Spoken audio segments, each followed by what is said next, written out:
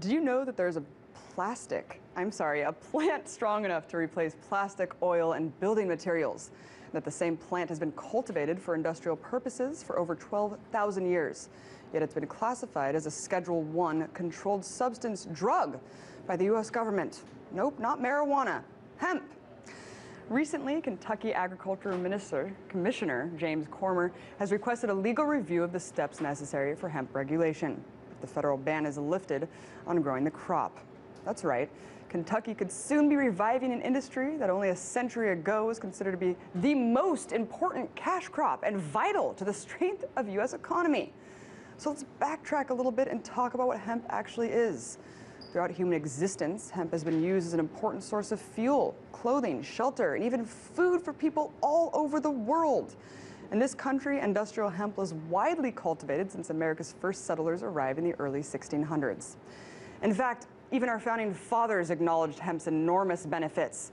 George Washington, John Adams, and Thomas Jefferson all grew hemp on their private farms. And Jefferson was even quoted once as saying hemp is one of the greatest important substances of our nation.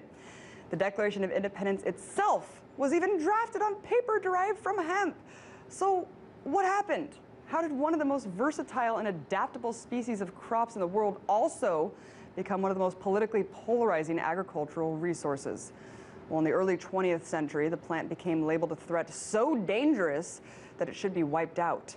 But it wasn't dangerous to anyone or anything except the industries that it could phase out of existence. So what did the establishment do to ensure their allegiance to the very industries they serve? Well, they did what they do best. They lied and smeared hemp through a propaganda campaign that associated the plant with marijuana. And in 1937, the Marijuana Tax Act redefined hemp as a narcotic, which required farmers to obtain a special tax stamp to grow the crop. By 1970, the Controlled Substances Act made growing the crop without a DEA-issued permit strictly illegal. Because of the government crackdown on the crop, it has a negative association. And at this point, you still might be confused because of years of being brainwashed to think that hemp is exactly the same as marijuana, or that its close association with it must classify it as a drug. But this couldn't be farther from the truth. Just check out the Congressional Research Service report on hemp that states, quote, although marijuana is also a variety of cannabis, it is genetically distinct from industrial hemp, and it is further distinguished by its use and chemical makeup. So, hemp is genetically distinct from the drug, marijuana. In fact, if you smoked an entire garbage bag full of hemp, you wouldn't get high.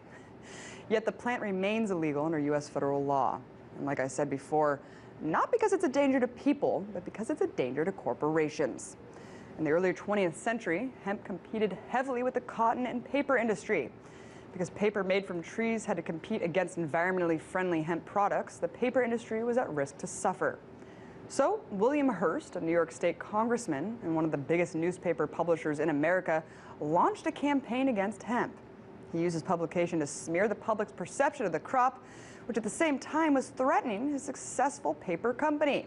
In fact, this very campaign is where the term yellow journalism derived from. But this was in the 1920s. How is the propaganda still working today? Because the threat hemp poses isn't limited to paper. Reviving the industry could potentially devastate the profits of huge corporations that manufacture lumber, fossil fuels, steel, alcohol, and even food, among many other things, including this. In 1941, Henry Ford even built a car made almost entirely from hemp. The frame of the car was 12 times lighter than steel and 10 times stronger. Not only that, but the car was powered by hemp seed oil. Do I even have to explain the threat that this technology would pose to giant oil companies? Processed hemp also creates one of the strongest fibers we know of, providing all natural materials to build homes, ships, trains, planes, and automobiles, and practically indestructible clothing. Furthermore, hemp seed oil can be made into lotions and skin creams. The practical applications for this plant are limitless, and the reason it remains illegal is simple.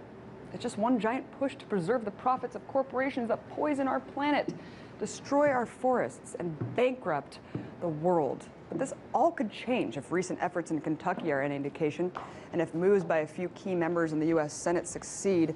hemp could soon be removed from the government's list of Schedule 1 controlled substances. The hemp industry could very well be revived back to being America's #1 cash crop. And that's one step closer to succeeding against a model of profit, greed, and control that sadly defines this country today.